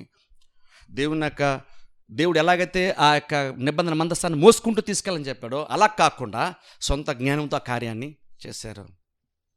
దేవుని సన్నిధి పట్ల నిర్లక్ష్యాన్ని బట్టి దావీదు అలా చేశాడా? ఏముంది, దేవుని సన్నిధి వరకు మోసుకొచ్చేద్దాం, ఏముందిలే, పెద్ద విషయం ఉందిలే అని కూడా అనుకోలేదు. దావీదు ఉద్దేశం కూడా మంచిదే, చాలా గౌరవాన్ని ఇస్తున్నాడు. నువ్వు గౌరవిస్తున్నావు కరెక్టే, కానీ దాన్ని ఎలా చూడాలో అలా చూస్తున్నావా? దాన్ని అక్కడ ఎలా ఉండాలో, ఎలా దేవుడు తన సన్నిధిలో మనల్ని ఎలా ఉండమని చెప్పాడో అలా మనం ఉంటున్నామా? నీకు సన్నిధి పట్ల భయభక్తులు ఉంటే సరిపోదు, అక్కడికి వచ్చిన తర్వాత ఎలా ఉండమని దేవుడు చెప్తున్నాడు, అలాగ ఆలోచించడం చాలా ఇంపార్టెంట్ దేవుని సన్నిధిలో. అందుకంటే చూడండి, దేవుని సన్నిధి ఎలా ఉండాలని దేవుడు చెప్తున్నాడు. నువ్వు ఆయన గుమ్మంలోనికి వచ్చేటప్పుడు కృతజ్ఞతాస్తుతులు చెల్లిస్తూ నువ్వు రావాలని బైబిల్లో ఉంది. పాటలు ఎందుకు పాడతాం చర్చిలో? స్టార్టింగు ఈలోపు అందరూ వస్తారు, అప్పుడు వాక్యం స్టార్ట్ చేస్తాం, అందుకు పాడతాం మనం పాటలు. అందుకు కాదు కదా పాడేది పాటలు. మందిరంకి ఎందుకు వస్తున్నాం? కృతజ్ఞతార్పణలు అర్పిస్తూ, స్తుతులు చెల్లిస్తూ దేవుని యొక్క మందిరంలోకి వస్తున్నాం. అందుకని ఫస్ట్ పాటలు పాడతాం మనం. అందరూ వచ్చే వరకు ప్రసంగం మెయిన్ కాబట్టి, ప్రసంగం స్టార్ట్ అయ్యే వరకు ఈలోపు వచ్చే వాళ్ళు అందరూ వచ్చారు, ఇంకెవరు రారులే అనుకుంటే అప్పుడు ప్రసంగం కాదు కదా మనకి. ఎందుకని ఆ కాన్సెప్ట్, పాట అన్న కాన్సెప్ట్ ఎందుకు వచ్చింది మనకి? బైబిల్లో ఉంది కాబట్టి వచ్చింది మనకి అది. ఇప్పుడు అలా చూసుకున్నప్పుడు మన మందిరం చేసే ప్రతి కార్యం కూడా దేవుడు తన సన్నిధిలో ఉన్నప్పుడు ఎలా ఉండాలని చెప్పాడు, అందుకోసం కదా చేస్తున్నాం, అలా కదా చేయాలి. అందుకే ఇక్కడ పాటలు పాడడం మన ఉద్దేశం కాదు, దేవుని స్తుతులు అర్పించడం మన ఉద్దేశము. దేవుని స్తుతులు అర్పించడం ఉద్దేశం. అలా ప్రతిదీ కూడా చేసే ప్రతిదీ కూడా ఆయన కోసం చేస్తాం. కానీ మనం ఏం మర్చిపోకూడదు అంటే, ఆయన ఎలా చేయమన్నాడు అన్నది మర్చిపోకూడదు. పాటలు పాడమన్నప్పుడు, స్తుతించమన్నప్పుడు ఎలా స్తుతించమన్నాడు? ఆత్మతో, సత్యంతో. నువ్వు దేవుని స్తుతించాలని ఆసక్తి నీకు ఎంత ఉన్నా సరే, ఆయనంటూ ఒక రూల్ పెట్టాడు. అలా చేయకపోతే దానివల్ల నీకు యూజ్ ఏమీ ఉండదు. వాక్యం వినేటప్పుడు ఎలా వినమన్నాడు ఆయన? వాక్యం అంత ఘనపరుస్తూ వినమన్నాడు. అది కూడా మనం అర్థం చేసుకొని అలాగ నువ్వు ఉంటేనే దేవుని సన్నిధి వల్ల నీకు మేలు జరుగుతుంది. లేకపోతే నీకు పెద్ద మేలు ఇందులో జరిగేటువంటి అవకాశము ఉండదు. ఇక్కడ అతి సంతోషములో పరవశములో కొంచెం చిన్న ఆజ్ఞ నిర్లక్ష్య పెట్టారు. దానివల్ల ఇబ్బంది పడాల్సిన పరిస్థితి వచ్చింది. అతను మీరు బైబిల్ చూడండి, ఆ సంతోషం అంతా కూడా ఒక్కసారిగా ఆగిపోయింది తెలుసా, మొత్తం నిశ్శబ్దం అయిపోయింది. అక్కడ బైబిల్లో కనుక మీరు చూస్తే దావీదు చాలా వ్యాకుల పడ్డాడని బైబిల్ ఉంటుంది. ఆ సంతోషం అంతా ఏమైంది? దావీదు ఇప్పటివరకు సంతోషించక ఏమైంది? దేవుడు ఎప్పుడైతే మీరు నన్ను గౌరవించలేదన్న విషయం దేవుడు తెలియజేస్తాడో వాళ్ళకి అర్థమైపోయింది, వాళ్ళు చేస్తున్న ఏ కార్యం నాకు కూడా వాల్యూయే లేదన్న విషయం తెలిసిపోయింది. అక్కడ దావీదు చేసిన డ్యాన్స్కి వాల్యూ లేదు, అక్కడ పాడుతున్న పాటలకు వాల్యూ లేదు, అక్కడ వాయిస్తున్నటువంటి వాయిద్యాలకి విలువే లేదు. ఎందుకంటే అక్కడ దేవున్నే గౌరవించలేదు. నువ్వు దేవుని గౌరవించకుండా నువ్వు దేవుని కోసం చేస్తాను చెప్పిన ప్రతి కార్యం కూడా దేవుడు అంగీకరించడు. చాలామంది దేవుడి కోసం నేను చేస్తాను అంటారు. దేవుడి కోసం నువ్వు చేస్తానన్నా సరిపోతుంది, కానీ దేవుడు ఎంతవరకు దాన్ని అంగీకరిస్తున్నాడో అంగీకరించేలాగా నువ్వు చేస్తున్నావు అన్నది ఇంపార్టెంట్. ఈ రోజుల్లో చేసేవాళ్ళు ఎక్కువ మందే అది చేస్తాను దేవుని కోసం ఇది చేస్తాను చెప్పేవాళ్ళే, కానీ ఎంతవరకు దేవుడు చేయమన్నాడు నిన్ను, దేవుడు చెప్పాడు నువ్వు దాని కార్యాన్ని చేస్తున్నావా అది చూసుకోవట్లేదు మనం. నాకు ఇష్టం అండి చేస్తున్నాను దేవుని కోసం నువ్వు సరిపోదు. దేవుని కోసం నువ్వు ఉన్నప్పుడు దేవుడు ఎలా చేయమన్నాడో నువ్వు అలా చేస్తున్నావు అన్నది ఇంపార్టెంట్. ఇక్కడంతా సన్నిధి కోసమే దావీదు ట్రై చేశాడు, కానీ అవ్వలేదు. చివరికి దేవుడు శిక్షించాడు. అతను బైబిల్ చూస్తే దావీదు వ్యాకులు పడ్డాడని బైబిల్ నుంచి వస్తుంది. మొత్తం అంతా ఆగిపోయింది, ఎవరికి ఏం చేయాలో అర్థం కాలేదు. ఆ టైంలో బైబిల్ అక్కడ చూస్తే అక్కడ దగ్గరలో ఎవరున్నారంటే అనుకోకుండా ఒబేదెదోముకి వెళ్ళి దగ్గరలో కనబడింది. వాళ్ళకి ఆ ఇంట్లో పెట్టేద్దాంలే అనుకున్నారు, తీసుకెళ్ళి ఒబేదెదోము ఇంట్లో పెట్టేశారు. ఇక్కడ మనకి మెయిన్ సబ్జెక్ట్ ఒబేదెదోము తెలుసా, కానీ మీకు తెలుసా ఒబేదెదోము యాక్సిడెంటల్గా ఆయన పేరు ఇక్కడ వచ్చింది తెలుసా మీకు? ఒబేదెదోము అనేటువంటిది ఇక్కడ మనకి పేరు బైబిల్లో వచ్చింది. ఆయన ఏదో అన్నాడనో ఇంకేదో కాదు, పొరపాటున అక్కడ ఏదో అనుకోని సంఘటన జరిగిపోయేసరికి మందసం ఒబేదెదోము ఇంట్లో పెట్టాల్సి వచ్చింది, పెట్టారంతే. ఒబేదెదోము అనే వ్యక్తి అక్కడ మెయిన్ క్యారెక్టర్ అసలు కానే కాదు. ఇక్కడ అప్పటి వరకు మెయిన్ క్యారెక్టర్ కానే కాదు అసలు ఆ వ్యక్తి. వ్యక్తి ఎవరో పెద్దగా మనకు తెలియని కూడా పెద్దగా తెలియదు అలాంటి వ్యక్తి. కానీ దావీదుకి ఏం చేయాలో అర్థం కాక ఏం చేశాడంటే, సరే ఆయన ఇంట్లో పెడదామని తాత్కాలికంగా పోస్ట్ మాన్ చేశాడు, ప్రాజెక్ట్ని అక్కడ పెట్టించాడు. 3 నెలలు ఒబేదెదోము ఇంట్లో ఉంది. బైబిల్ చెప్తున్న మాట, ఒబేదెదోము ఇంటి ఇల్లంతటిని దేవుడు ఆశీర్వదించాడట. ఆశీర్వదించాడు. ఒబేదెదోము అంత గొప్పగా ఏం చేశాడు ఒకసారి చెప్పండి? ఒబేదెదోము అంత గొప్పగా ఏం చేశాడు? పెద్దగా ఏమైనా చేశాడా? దేవుని కోసమో నిబంధన మందసం పెద్దగా బలంగా ఏదైనా చేశాడా? ఏమీ చేయలేదు. ఒకటే, దావీదు రాజు కాబట్టి మీ ఇంట్లో పెడదామన్నాడు, ఒబేదెదోము సరే ఓకే అన్నాడు, అంతే. చాలా చిన్న కార్యమే, కానీ ఆ చిన్న కార్యం కూడా దేవునికి ఎంత నచ్చిందంటే, అక్కడ దావీదు దాన్ని తీసుకొచ్చేటప్పుడు మందసం పట్ల దావీదు వ్యవహరించినటువంటి తీరు కంటే నిబంధన మందసము ఒబేదెదోముకి ఇంట్లో ఉన్నప్పుడు ఒబేదెదోము మందసం పట్ల వ్యవహరించినటువంటి తీరు చాలా గొప్పదిగా దేవుడు పరిగణించాడు. అందుకనే ఒబేదెదోము ఇంటిని దేవుడు ఆస్వాదించాడు. దావీదేమో చాలా ప్లాన్తో ప్రతిదీ పక్కడబందిగా మ్యూజిషియన్స్ని పెట్టాడు, పాటలు పాడేవాళ్ళు పెట్టారు, ఇవన్నీ హడావుడిగా చాలా గ్రాండ్గా గొప్పగా ఆర్భాటంగా చేస్తున్నాడు. కానీ యూజ్ లేదు అక్కడ, ఆశీర్వాదం లేదు అక్కడ. అనుకోకుండా ఆ వ్యక్తికి ఇంట్లో అది పెట్టాల్సి వచ్చింది, పెట్టాడు. కానీ ఒబేదెదోము ఇల్లు అక్కడ ఆశీర్వదించబడ్డ బైబిల్ మనం చూస్తున్నాం. కారణం ఏంటి? ఏం చేశాడు? అక్కడ ఉజ్జా చచ్చిపోవడానికి కూడా చాలా చిన్న కార్యమే, చిన్న కార్యం వల్ల చచ్చిపోయాడు, చిన్న కార్యమే, కానీ లైఫే అక్కడ ముగించబడింది. ఒబేదెదోము ఏం చేశాడు? పెద్దగా ఏం చేయలేదు. మీ ఇంట్లో పెడతామన్నారు, సరే పెట్టండి అన్నాడు, తీసుకొచ్చి పెట్టారు. 3 నెలల్లో ఒబేదెదోము లైఫ్ స్టైల్ మారిపోయింది, కుటుంబ యొక్క పరిస్థితి మారిపోయింది. ఒబేదెదోము నువ్వు పెద్దగా ఏం చేసావు? దావీదు చేసిన నువ్వేం చేసావు అంటే, దావీదు చేసిన గొప్పగా ఏదో ఒబేదెదోము ఇక్కడ ఏదో చేశాడని కాదు, కానీ ఆ దీవెని బట్టి ఏమవుతుందంటే, ఆ టైంలో దావీదు భవిష్యత్తు ఇచ్చేటప్పుడు ఆయన మందసమ్మనకు చూపించినటువంటి గౌరవం కంటే, నిజమైనటువంటి వాక్యానుసారమైన గౌరవం కంటే, ఒబేదెదోము వాక్యానుసారమైనటువంటి గౌరవాన్ని మందస్సానికి తన ఇంట్లో పెట్టుకొని దాంతో ఆయన వ్యవహరించాడు ఆయన. అందుకని దానివల్ల ఒబేదెదోము పాజిటివ్ రిజల్ట్స్ వచ్చినాయి. తన సొత్తంతటిని దేవుడు దీవించిన బైబిల్ మనం చూస్తున్నాం. అంత ఆశీర్వదింపడింది. అప్పుడు సిటీలో ఉన్న క్యాపిటల్ సిటీలో ఉన్నటువంటి దావీదుకి వినబడింది, మరలా ఎంత ఆశీర్వాదము ఒబేదెదోము అక్కడ పొందుకుంటున్నాడు. దేశం నాకు ఆశీర్వాదం రాకుండా పోతుంది, మరలా ఎలాగైనా సరే ఆ మందసాన్ని తీసుకొని రావాలి. మరలా తలంపు వచ్చింది. తలంపు ఎప్పుడు వచ్చింది? ఒబేదెదోము దీవెనబడిన తర్వాత వచ్చింది తలంపు. ఒబేదెదోము దీవెనబడిన తర్వాత ఇప్పుడు దావీదు మరలా తలంపు వచ్చింది. అప్పటివరకు మర్చిపోయాడు, దాన్ని షాక్ గురయ్యాడు బహుశా అనుకున్న దావీదు, మర్చిపోయాడు. కానీ ఇప్పుడు ఒబేదెదోము ఆశీర్వదింపబడిన తర్వాత, అది వినిన తర్వాత అప్పుడు అనుకుని మరలా దాన్ని తీసుకొద్దాం మనం. ఉభయదేవం ఒక్కడే కాదు, దేశమంతా ఆశ్చర్యపడాలి, అందరికీ ఆ దీవెన రావాలి, దేవుని సన్నిధి ప్రతి ఇంట్లో ఉండాలి, రాజ్యమంతా కప్పబడాలి, దేవుని యొక్క దీవెనలో అందరికీ ఉండాలి, రాజ్యమంతా ఉండాలి, విస్తరించాలనుకున్నాడు. తెచ్చే ప్రయత్నం చేశాడు. కానీ ఈసారి ఆయన చేసిన పని తెలుసా? ఈసారి కొంతమందిని ప్రవక్తలను, వాళ్ళని, యాజకులను పిలిచి ఎలా తీసుకొని రావాలి దేవుని యొక్క మందసము అన్నప్పుడు వాళ్ళ బైబిల్లోకి వెళ్ళి తిరిగేశారు. వాళ్ళు దేవుడు ఎలా చెప్పాడు, నిర్గమకాండం ఎలా చెప్పాడు, లేవికాండం ఎలా చెప్పాడు అనే విషయాలన్నీ కూడా వాళ్ళు తిరిగేసి స్టడీ చేసి అప్పుడు దావీదు చెప్పారు, అయ్యా మనం లాస్ట్ టైం బండి మీద తెచ్చాం, బండి మీద కాదు, లేవీలు మోయాలని దేవుడు చెప్పాడు. దానికి అందుకనే వాటికి 4 ఉంగరాలు లాంటి రింగ్స్ ఉన్నాయి, కర్రలు అందులోనే ఉంచాలని కూడా దేవుడు స్పెసిఫిక్గా చెప్పాడు. ఎందుకంటే మనుషులుగా మనం మొయ్యాలి. మీకు తెలుసా, అది పల్లకి లాంటిది. ఆ 4 రింగుల్లో కర్రలు పెడతాం, ఆ కర్రలతో యాజకులు దాన్ని మోస్తా రావాలి. మీకు తెలుసో లేదు కానీ చూపించిన టైం సరిపోదు. ఆ కర్రల రింగులో ఉంటే అసలు ఎప్పటికీ తీయకూడదని దేవుడు చెప్పాడు. తెలుసా, దానికి స్పెసిఫిక్ రీజన్ ఉంది. కర్రలు ఎప్పటికీ తీయకూడదు, ఎందుకంటే నువ్వు మోస్తే కర్రలతోనే మొయ్యాలి, యాజకులు మొయ్యాలి, తమ భుజాల మీద దాన్ని మొయ్యాలి, అందుకే దాన్ని తీయొద్దు. కర్రలు ఎప్పటికీ తీయడానికి వీల్లేదు. కానీ దావీదు ఓవర్ ఎక్సైట్మెంట్ మర్చిపోయాడు, అవి అన్ని విషయాలు మర్చిపోయి కొత్త బండి కదా దేవుని కోసం కొత్తది అనుకున్నాడు. దేవుని కోసం కొత్తదన్నది ఇష్యూ కాదు ఇక్కడ. పాతదైనా సరే పద్ధతి ప్రకారం నువ్వు చేసావా, పాతదైనా సరే పద్ధతి ప్రకారం చేసావా, కొత్తది ఇష్యూ కాదు ఇక్కడ, పాతది పద్ధతిగా చేసావా ఇక్కడ. తర్వాత తెలుసుకొని అప్పుడు నిబంధన మందసమును లేవీలు మోస్తున్నారు, తీసుకొస్తున్నారు. అప్పుడు మరలా వాయిద్యాలు వాయించారు, అప్పుడు మరలా దావీదు డ్యాన్స్ వేసాడు. ముందు డ్యాన్స్ వేసాడు కాబట్టి దేవుడిని గంట వచ్చింది అక్కడ లేదు. ఈరోజు చాలామంది గొప్పగా కేకలు వేసేసి, గట్టిగా చప్పట్లు కొట్టేసి, వాయిద్యాలు గట్టిగా వాయించేసి, డాన్స్లు వేసేస్తే దేవుని సన్నిధి వచ్చేసింది, దేవుని మనం గణపరిచాం, గౌరవించాం అనుకుంటున్నారు. ముందు కూడా దావీదు డ్యాన్స్ వేసాడు, కానీ అందులో గౌరవం లేదు దేవునికి, దేవుడు గౌరవంగా ఫీల్ అవ్వలేదు. మళ్ళీ తర్వాత కూడా దావీదు డ్యాన్స్ వేసాడు, కానీ ఇప్పుడు దేవుడు దాన్ని అంగీకరించాడు. అందుకని వాళ్ళు సేఫ్గా నిబంధన మందసాన్ని అక్కడికి తీసుకొని వెళ్ళారు. అది ఎలా జరిగింది, అది కార్యము సక్సెస్ఫుల్గా ఎలా తీసుకొచ్చాడు దావీదు ఇప్పుడు దాన్ని అంటే అక్కడ కారణం ఏంటంటే అదే. ఇప్పుడు ఏంటంటే బైబిల్లోకి వెళ్ళి లేఖనాలు తిరిగేసి తెలుసుకున్నాడు, ఇది నిజంగా దేవుడు కాబట్టి, దేవుడే ఉండేటువంటి ప్లేస్ కాబట్టి ఆ నిబంధన సంబంధం మనల్ని తీసుకొని రావాలి. వాక్యంలోకి వెళ్ళి చూసి అభిప్రాయాన్ని, ఆలోచనని, వైఖరిని మార్చుకొని దాని ప్రకారం ప్రతిదీ క్యారీ అవుట్ చేశాడు, ప్రతిదీ దాన్ని బట్టి చేశాడు. అప్పుడు నిబంధన మందసము వారికి మేలుకరంగా అది మారింది. వాళ్ళు దావీదు వాక్యం విన్న తర్వాత అభిప్రాయాన్ని మార్చుకున్నాడు. ఇంత ముందులా కాకుండా ఇప్పుడు అభిప్రాయాన్ని మార్చుకొని ఎలా చూడాలో అలా చూడడం స్టార్ట్ చేశాడు.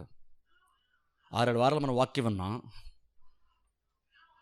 6-7 వారాలు మనం వాక్యం విన్నాం నిబంధన మనసు నుంచి.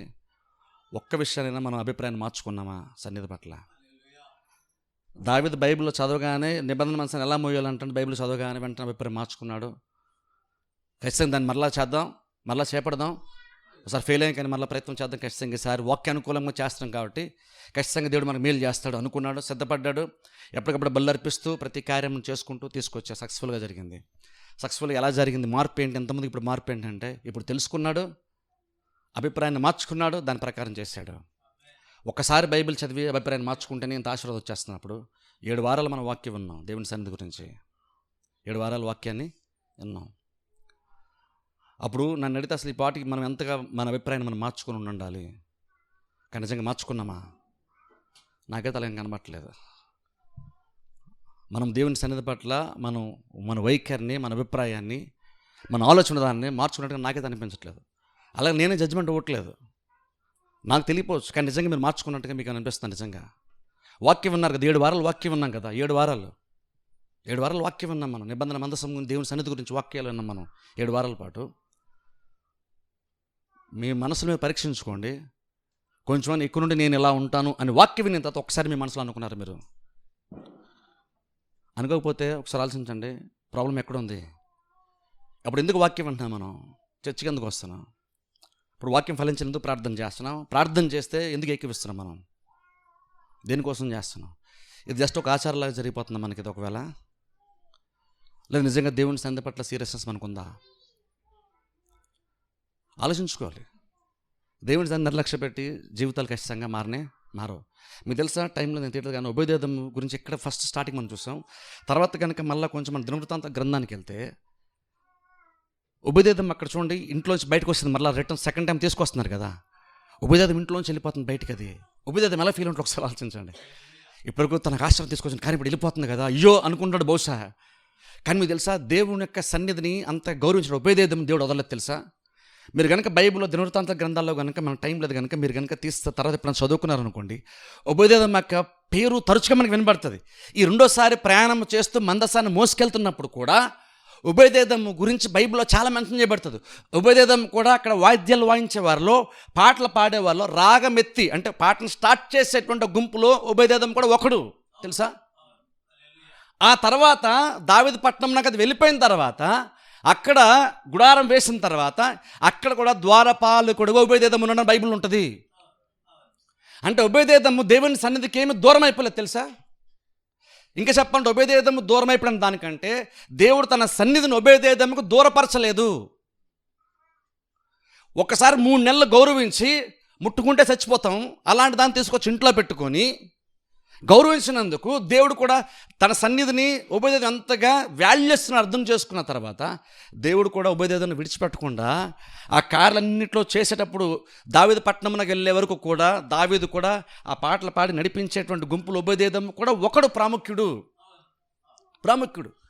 ఆ తర్వాత అక్కడ గుడారం వేసిన తర్వాత కూడా అక్కడ ద్వారపాలకుడు ఉన్నాడు.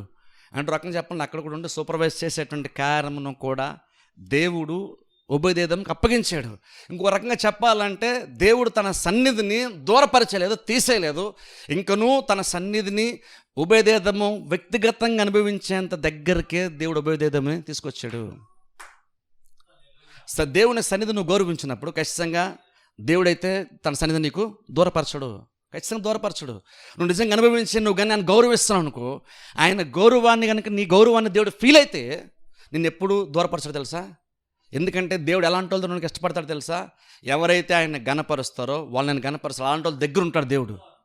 నువ్వు గౌరవించినటువంటి చోట దేవుడు, ఖచ్చితంగా చెప్తున్నాను చూడండి, జాగ్రత్తనండి, దేవునికి గౌరవం దక్కనటువంటి చోట నువ్వెన్నైనా చెయ్యు, దేవుడు అక్కడ ఉండడు. నువ్వెన్నైనా చెయ్యు, నువ్వు దేవుని కన్విన్సే చేయలేవు, ఉండమని ఉంచము ప్రభు నువ్వు ఉండని నువ్వు కన్విన్సే చేయలేవు. దేవుడు ఒక్క కారణం బట్టే ఉంటాడు. నువ్వు ఆయన గౌరవిస్తున్నావు అనుకుంటేనే, నువ్వు నిజంగా నువ్వు అనుకోవడం కాదు, దేవుడిని గౌరవాన్ని ఫీల్ అవ్వాలి, ఘనతను ఆయన ఫీల్ అవ్వాలి. నేను గౌరవించానంటే నువ్వు అనుకోవడం కాదు, ఎదుటి వ్యక్తి దేవుడు అలా ఫీల్ అవ్వాలి. దేవుడు అలా ఫీల్ అయినప్పుడు దేవుడు ఖచ్చితంగా నీ దగ్గర ఉంటాడు. అప్పుడు నువ్వు ఎక్కడికి వెళ్ళిపోతున్నా సరే ఇంక నిన్ను మాత్రం ఖచ్చితంగా తన దగ్గరే దేవుడు పెట్టుకుంటాడు, సన్నిధికి వాల్యూ ఇచ్చినప్పుడు. ఎందుకంటే 3 నెలలతో అది తీరిపోయేది కాదు ఉబేదేదము. ఆశీర్వాదం 3 నెలలతో సరిపెట్టేసి నేను క్రాష్ కోర్సులో 3 నెలలు ఇచ్చేసి తర్వాత దూరం వెళ్ళిపోయేది కాదు. ఇంక నేను నా దగ్గర నా చుట్టుపక్కల నేను పెట్టుకుంటాను అని మరలా అక్కడ మందసము చుట్టూ ఎక్కడో దగ్గర ఉండి పరిచర్లో ఆయన కూడా పాలిభాగస్తు ఉండేటువంటి అవకాశాన్ని దేవుడు ఉబేదేదంకి ఇచ్చాడు.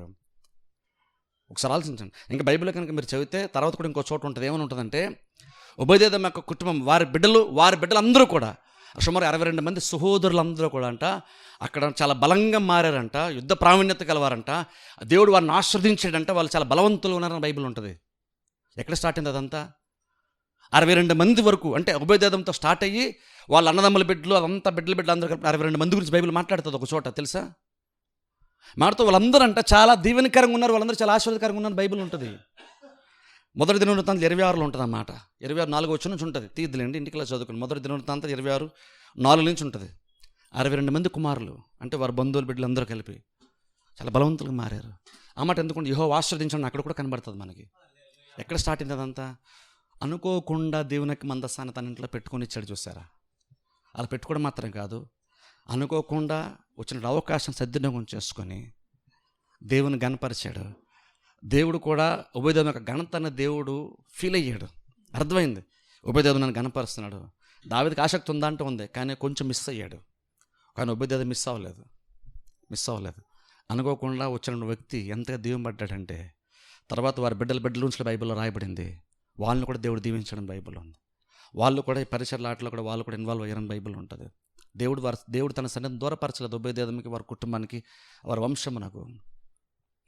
ఏంటి కారణం ఏంటంటే దేవుని సన్నిధిని వాళ్ళంత గౌరవించారు, దేవుని వాళ్ళంత ఘనపరిచారు.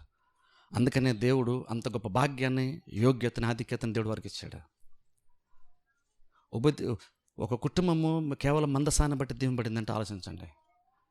చర్చికి వెళ్తే ఏం రాదు అనుకుంటున్నారు మీరు? బహుశా నువ్వు చర్చికి వెళ్తే ఏం రాదేమో, నువ్వు చర్చికి వస్తే ఏం రాదేమో, దేవుని సన్నిధిలోకి వస్తే మాత్రం ఖచ్చితంగా దీవెన ఉంటుంది. చర్చలకు వస్తే ఉంటుంది ఇంత, ఎందుకంటే చర్చలకు వస్తే మీలాంటి వాళ్ళు కొంత ఉంటారు. ఇక్కడ నేను నిలబడతాను, ఏదో కొన్ని మాటలు చెప్తాను, ఏముంటుంది? మీరు ఆ వ్యక్తికి జీవితాన్ని మీరు మార్చగలరా? లేదా నేను మార్చగలనా? మీ వల్ల నా వల్ల అవ్వదు. మీ వల్ల నా వల్ల అయితే వాళ్ళ జీవితాలు వాళ్ళే మార్చుకుంటారు కదా, వాళ్ళు మనలాంటి మనుషులే కదా. కానీ ఎందుకు అవ్వదు? ఇక్కడంతా నువ్వు ఉన్నావు కాబట్టి వస్తే, నేనున్నా కాబట్టి వస్తేనే కాదు. ఇక్కడ దేవుని బట్టి దేవుని సన్నిధికి వస్తేనే దేవుని పడతాం.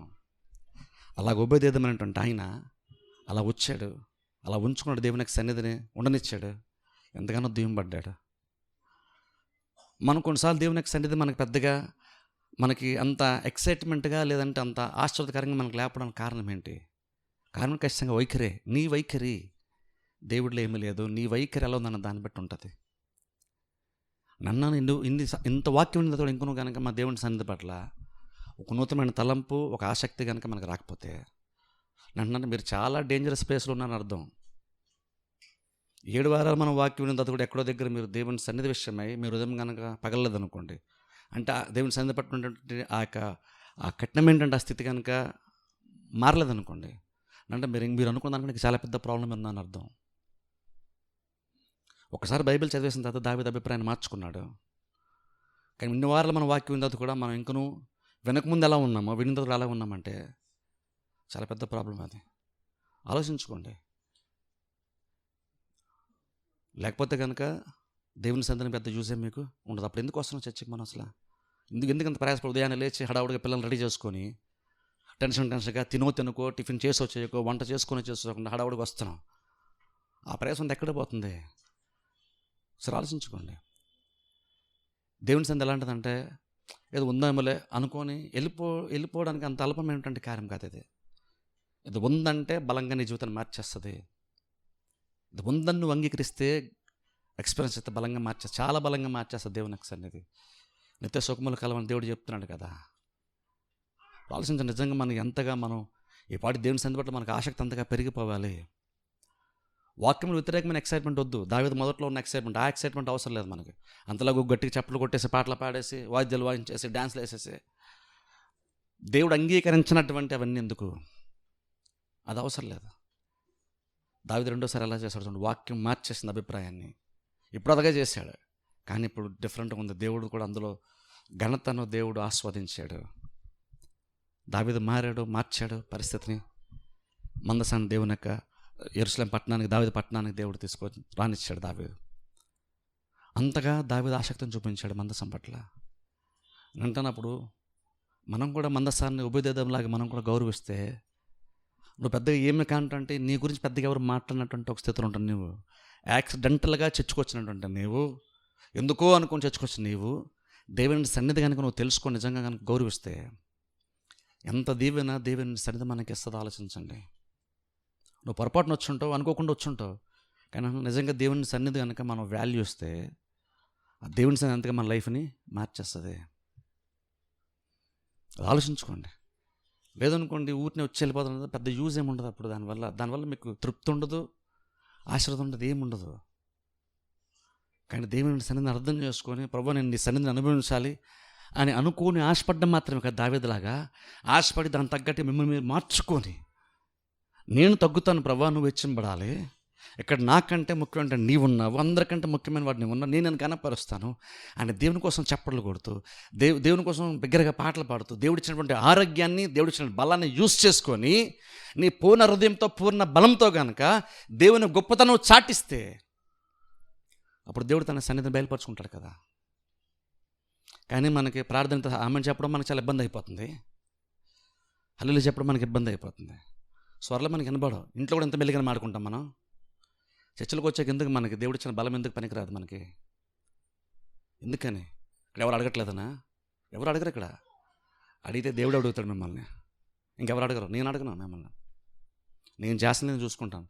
అది మిమ్మల్ని ఎప్పుడు నేను ఏది అడగను, మిమ్మల్ని ఏది అడగను చేయడం. కానీ చెప్తాను, 7 వారాలు చెప్పా. ఏమనంటే మీకు బాధ్యత లేదు, వదిలేసాను అనుకుంటున్నారు. 7 వారాలు చెప్పండి, ఎంత రెస్పాన్సిబిలిటీ నాకు ఉండాలి. 7 వారాలు వాక్యం దేవుని సంగతి చెప్పాలంటే అంత ఈజీ అనుకుంటున్నారు మీరు. వాళ్ళ ప్రయాసం ఉంటుంది ఇందులో. అప్పుడు ఇంత కష్టపడిన తర్వాత, ఇంతగా మీరు కష్టపడి మీరు వచ్చి మీరు వాక్యం విన్న తర్వాత ఇంకా అలాగే ఉండి చర్చ అంటే క్యాజువల్ తీసుకుని అనుకోండి, యూజ్ ఏంటి? మీరు రావడం వల్ల ఇంత కూర్చొని నేను చెప్పడం వల్ల యూజ్ ఏముంది? ఇప్పుడు మీకు 7 వారాలు దేవుడు మనకు వాక్యాన్ని ఇచ్చాడంటే ఎంత బలంగా నీ హృదయంలో దేవుడు తన సన్నిధి పట్ల నువ్వు విలువనివ్వాలని ఇంప్రెస్ చేసే ప్రయత్నం చేస్తున్నాడు. బలంగా దేవుడు నొక్కే ప్రయత్నం చేస్తున్నా ఆలోచించుకోండి. దేవుడు బలంగా పనిచేసే ప్రయత్నం చేస్తున్నా దేవుని యొక్క పనిని కూడా గుర్తించలేనంత కఠినంగా మారిపోద్దు. బేసిక్గా మీరు అందరూ ఏం ప్రార్థన చేసుకోవాలంటే, ప్రభు నాలో కఠినమైన హృదయాన్ని తీసని మీరు ప్రార్థన చేసుకోవడం మొదలెట్టాలి. ఇక్కడ నుండి మీరు అది మొదలెట్టు. ఖచ్చితంగా మీరు అందరూ మొదలెట్టాలి ఆ విషయాన్ని.